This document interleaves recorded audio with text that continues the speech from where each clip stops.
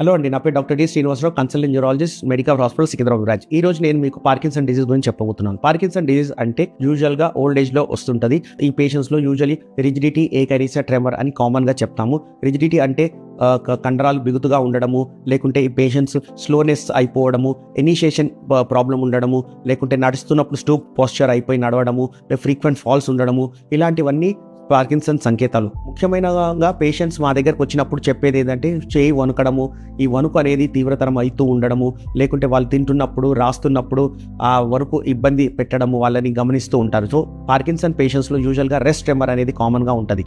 So any patient who is having rest tremor, akinesia and tremor and rigidity, ఇవన్నీ important features అండి. So any patient మీకు ఉన్నప్పుడు, మీ చుట్టాల్లో మీకు వచ్చిన ఓల్డ్ ఏజ్ పేషెంట్స్లో ఈ సిమ్టమ్స్ ఉన్న వాళ్ళని మీరు నెగ్లెక్ట్ చేయకుండా దగ్గరలో ఉన్న న్యూరాలజిస్ట్కి తీసుకెళ్ళి కన్సల్ట్ చేస్తే తప్పకుండా దీనికి వైద్యం ద్వారా ఈ సిమ్టమ్స్ని తగ్గించి వాళ్ళు బెటర్ లైఫ్ లీడ్ చేయడానికి దోహదపడుతుంది.